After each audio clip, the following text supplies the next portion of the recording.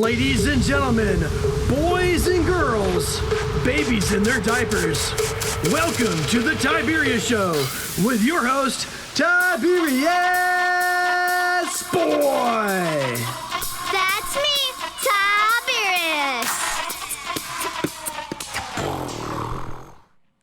Today, we're going to talk about some very awesome stuff. We have a video about running your own magic show, a book about best friends struggling trying to run their babysitting business, and we have a totally awesome guest. Today we have the one, the only, the amazing Tim Behling! Tim is a safety director at Competitive Edge Partners and Consulting. Hey, Tiberius, thank you for having me here. I look forward to it. It'll be a good time. Sweet. Well, today we're going to start off with the video game of the week, and this is going to be magic. Sounds like fun.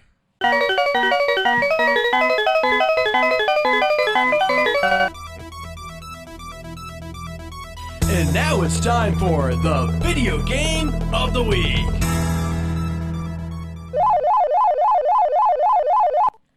Today's video game is Money Magic. This gives it by Next Gen Personal Finance. This is a website that teaches you about personal finance. You can find it at ngpf.org and click on the arcade button. So when you start the game, you have to meet Enzo the Magician.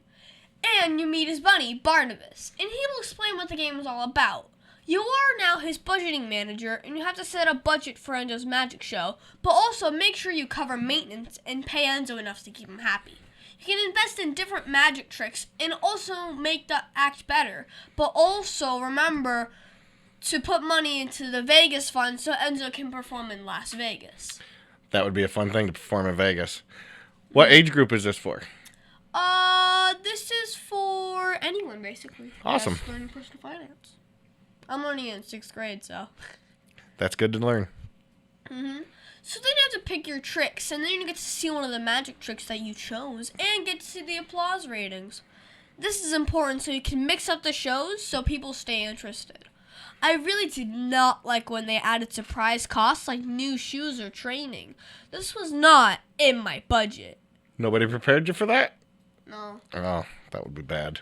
'cause it happens after you make the budget. Ah, Well, I got my dad to play, and he was very good at it. He won over 5 times and always saved at least $1,000 to $2,000 extra in his Vegas fund.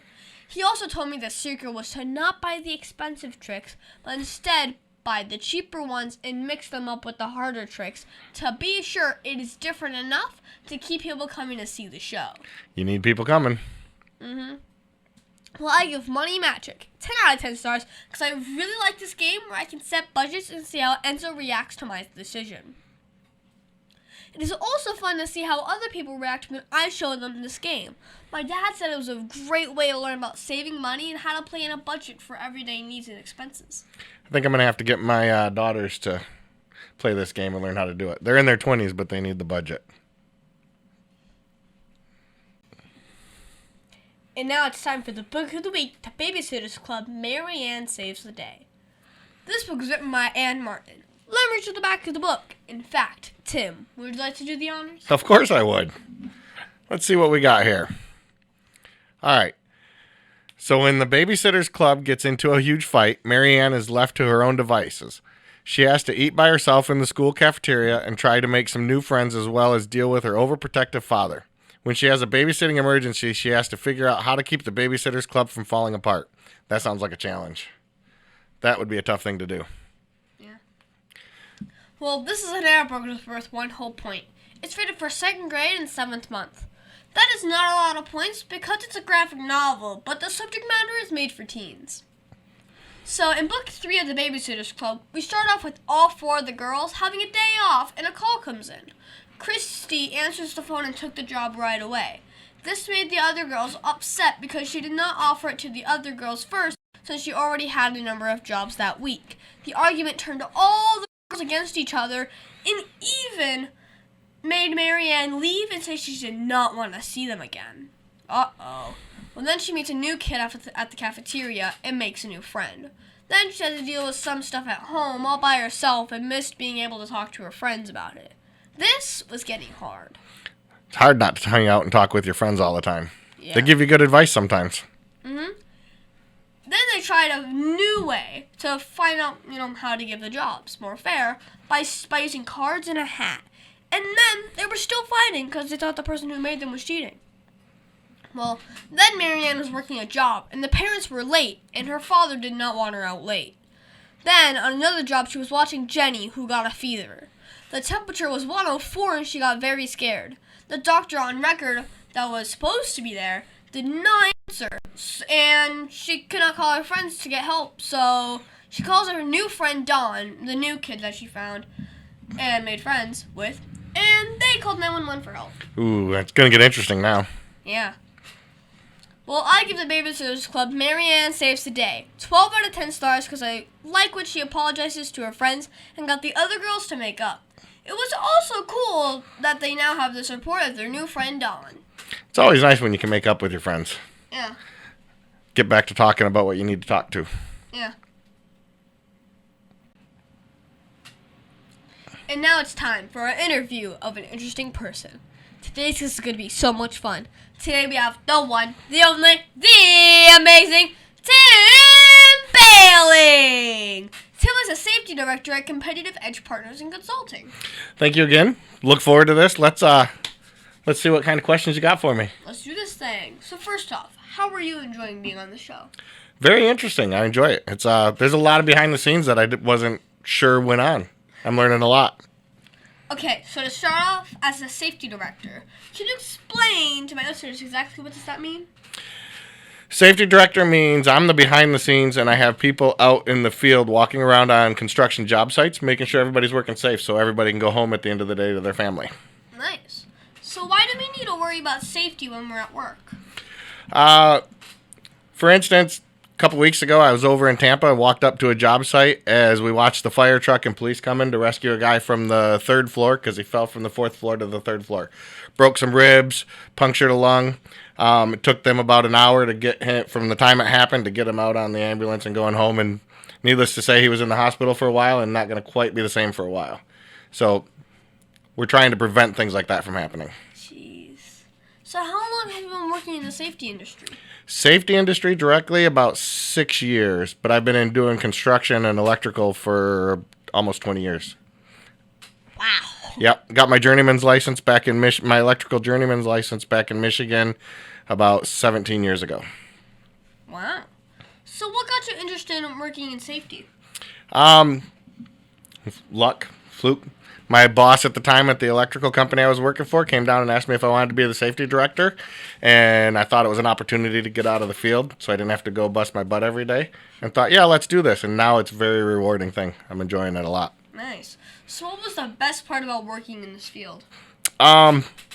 Getting the people thanking you because you're helping make their job site safer for them. So does it take a lot of training to be a safety director? Yeah. It takes you have to have 5 years of safety experience before you can get your OSHA certifications to be able to teach the classes for OSHA. So that's a minimum that you need to be a safety director, and then it just goes from experience past that. Wow. So now, how does this job make the world a better place? So same job site I told you about where the fire rescue was there and took the guy out in the ambulance. A week after that, they had somebody fall off the 7th floor all the way down to the 1st floor, and he didn't make it. So we're making it a better place because we're making the job sites safer, and everybody can go to their job site, do their work, and then go home at the end of the day and see their family. Wow. Now, I interviewed someone that worked on safety with crosswalks. Some of the changes made cars wait more and traffic less productive. So all safety systems make work slower and less productive? That's a topic that everybody likes to talk about, productivity versus safety. And as far as that goes, those cars having to wait more and go slower is probably safer for the people walking across the street. I would think most people would agree on that. Does it make the cars slow down a little bit? Yeah, but it keeps people safe when they're crossing the street. So I think that's a good give and take that you have to work with. Yeah. So what are the largest reasons for an accident in the workplace? OSHA has what they call their Fatal 4, which is the 4 most dangerous things, which is electrocution, caught in between, slips, trips, and falls. But then we, unfortunately, in the construction industry, we have something that's 10 times higher than that now, and that's suicide. Construction has the highest suicide rate out of any industry in the world. Jeez. That's a lot. Yep, that's a sad thing that we're starting to have to deal with now. Dang. So what is one of the coolest things that you got to see in your business? So you know the I-4 eyesore that everybody sees driving up and down over in Altamont? Mm-hmm. I had to walk up to the top of that before they had the elevators in there. That was a pretty neat, amazing view when you got up to the top, but pretty bad walking up all those flights of stairs. And that was because the elevator people were like $200 an hour to come sit there for us, and it was just to give an estimate on something. Yeah. Pretty fun. I get it. My knees were sore after that one. So what is the hardest part about being a safety director? A lot of the walking up and down the different flights of stairs. We regularly are walking up 18-floor buildings over in Tampa. We have to walk because they have what they call a buck hoist, which is the elevator that the construction people use, and it's quite often not where we need it to be, so it's easier just for us to walk up and down. That's probably the most dangerous thing that we have to do, or the hardest part of it. So what type of work is the most dangerous? I see a lot of electricians and roofers. They're the ones that seem to have the most. Roofers, they typically don't tie off when they're up on the roof. They don't wear their safety harness. They don't tie it off to anything, so they slip and they fall, and down the roof they go. Electricians, the biggest one that they run into is obviously they get shocked, and if they get electrocuted, they're no longer here. Yeah. So what are some things that we can do to make the type of work safer? Most of it, I'd like to say, is common sense and just slowing down. A lot of times we climb up on our ladders and we go to the top rung of the ladder, or we swing our leg over it and sit on the top of the ladder and make it be a chair, and that's not what it's made for. So if we just use things the way they're supposed to be used and slow down, it'll make things a lot safer and easier. Mm-hmm. Well, if you could think of one thing that would make your job easier, what would it be? Elevators on the first floor every time I show up. That would make it the easiest, but it doesn't happen. Just people using their common sense and slowing down a lot on things. Mm-hmm. Now, my dad said that you used to be an electrician. Do they need a safety director as well? Most companies, depending on their size, need a safety director. They all need some sort of a safety program. OSHA makes it where if they have more than 10 employees, they have to follow their rules. But yeah, electrical contractors, they definitely need it. That's actually where I got my start, as being a safety director, was at an electrical contractor here in Orlando. Wow. Well, which job was more fun, being a safety director or an electrician? That's going to be a tricky one, because the electrician, I got to see and go and do a lot of different things. I got to work in different airports. I got to go work on boats, on yachts. Safety, I kind of just go around to job sites, and I don't really get to be hands-on involved. I'm just looking when I'm doing the safety. Mm-hmm. So what is the greatest challenge that most safety directors are dealing with today? The question you asked me about productivity with the crosswalks, production versus safety. When we go out and we give out safety ideas or tell people how they need to slow down or work safer, then we get the people on the production side of it, with the money side of it, getting mad at us because we're slowing their production down. And so that's them make less money. Yep. So they don't think they're going to get the job done in time. They're going to make less money. They're going to spend more money putting more people out there because I'm slowing them down. That's what we run into regularly. Yeah. So what is the craziest situation that you've run into while working as a safety director? Probably that walking up to the fire department in the middle of a rescue, because they shut all the roads down. We heard all the sirens coming. We couldn't even walk onto the job site until after the fire department had the guy down on the floor, because they completely shut the job site down. That was probably the craziest thing I've been into. Dang. So what advice would you give to my listeners if they want to grow up and work as a safety director? Get into construction early. It's not all about going and getting the book smart stuff, getting the internet smart stuff. It's a lot of hands-on, because the people that have done it before, we relate better to the guys working in the field than the people that are just walking around with a clipboard. Mm-hmm. So when you were a kid, what did you want to do when you grew up? Did you always know that you were going to work as a safety director? Well, I wanted to be Spider-Man, but I quickly learned that I can't be Spider-Man for many reasons.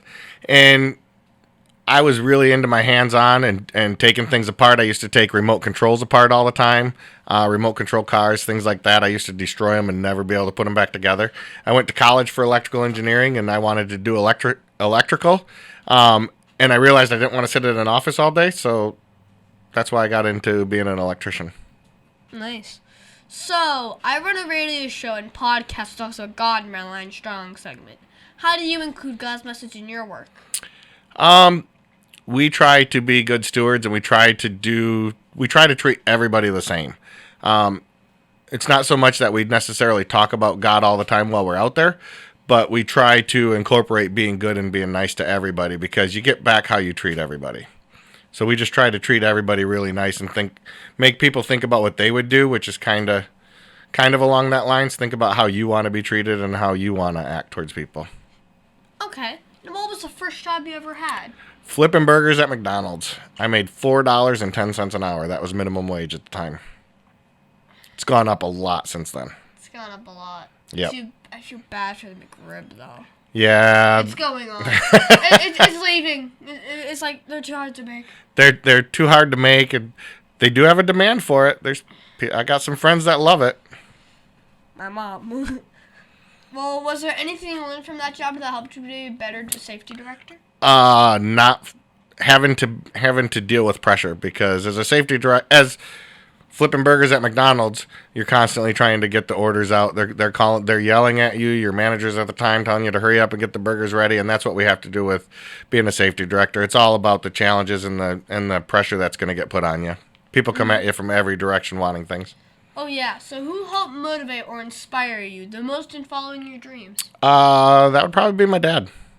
He's no longer with us, but he passed on some good messages to me, working hard and doing what you need to do to achieve what you want in life. Mm-hmm. Now, what message do you want to tell children all over the world about doing the work that you do? I want everybody to know just to slow down a little bit. It doesn't need to be as fast-paced as what we make it. You go to some of the different countries overseas, and their work pace is a lot slower than what we have here in the United States. And I think everybody just needs to slow down a half a step, because things will get a lot safer. And that's what I want everybody to know. Mm-hmm. Now, if you could go back 10 years and tell yourself something, what would it be? 10 years? Tell everybody that you know, all your close family, that you love them, because you don't know how long they're going to be here. But as far as work, get more into computers, learn more. Never stop learning, because you need to constantly learn. Mm. So what was the biggest mistake you ever made, and how did it change you as a person? Oh, biggest mistake I ever made was not taking opportunities to get out of the field work for construction years ago. I should have done that, because it beat my body up more. That was the biggest mistake I've made. How did it change me? It changed me by making me realize that I don't want to be in the field, that I wanted to get out of the office and help make it easier for everybody out there. Mm-hmm. So when you're not working on safety, what do you do for fun? I like video games. I'm more into Fortnite. I mentioned to you earlier, I can't do the first-person shooter. They make me sick. I can't go to Disney World and go on any of those rides that spin you around in a circle. They make me dizzy. They make I can't even watch people on those things. I also like to bowl. Yeah. Oh, really? Yep. My highest game was a 279. I can't even do that. So what is your favorite book to read?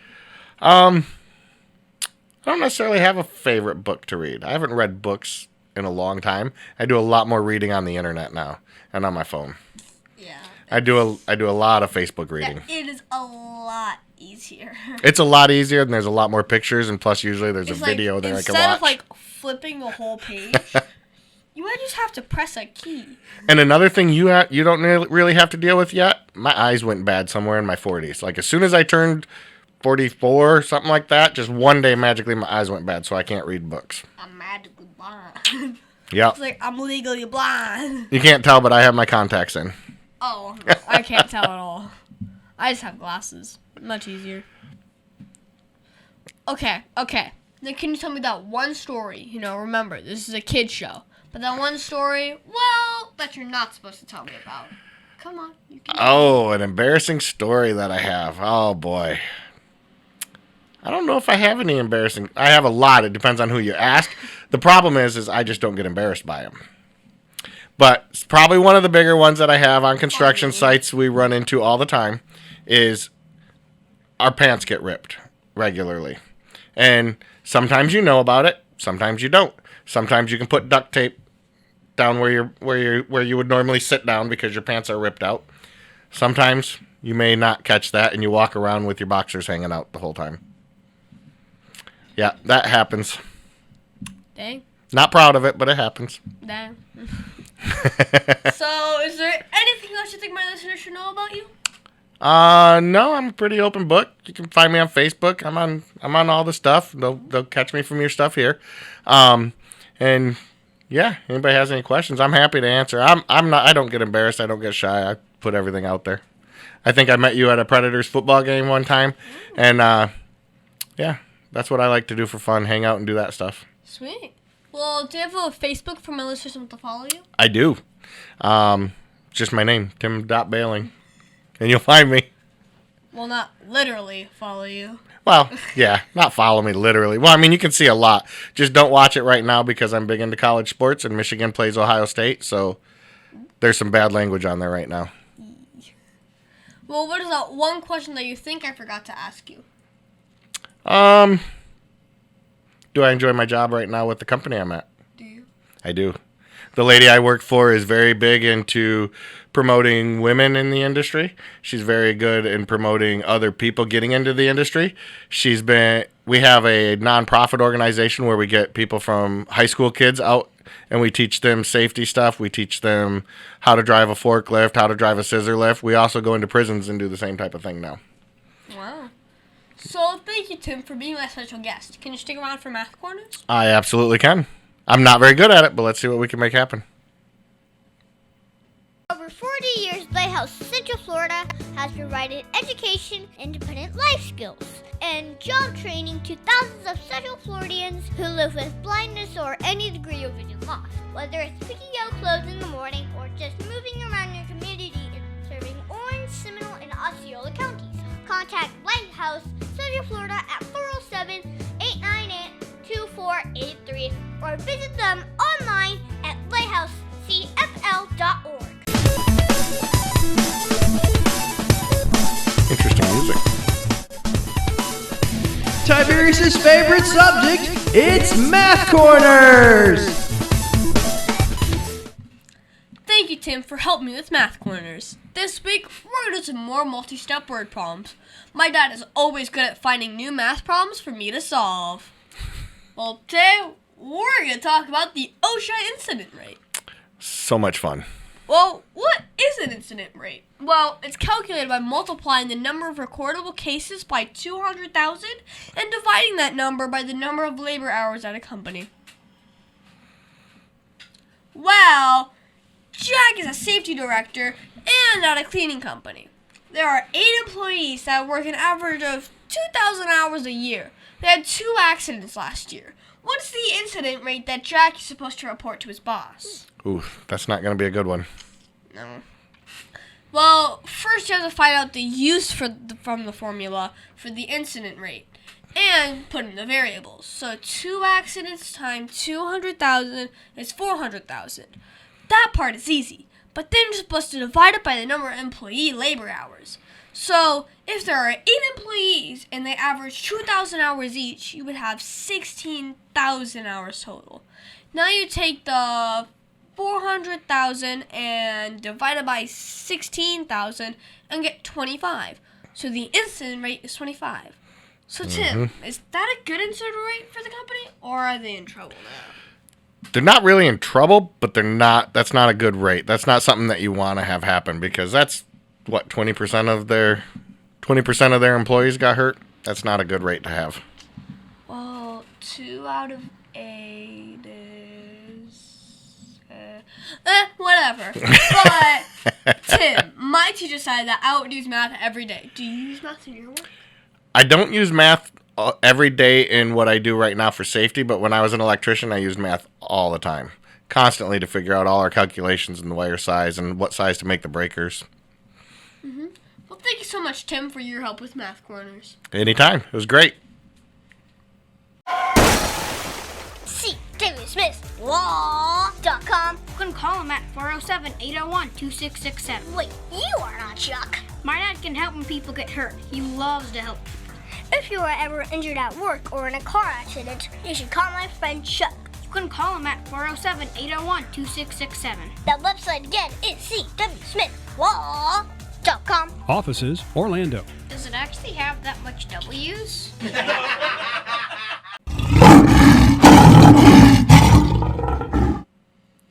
And now it's time for the Heart of a Lion. As you know, we talk about the qualities of living by the Heart of a Lion, which stands for leadership, integrity, obedience, and nobility. This week, we're going to talk about nobility. For me, I think nobility is remembering we are God's special possessions and acting in a noble way, showing courage and honor. The qualities of nobility are goodness, virtue, honor, generosity, and selflessness. So I was at recess this week, and one of the 8th grade girls got hit in the head with a kickball and she fell on the ground.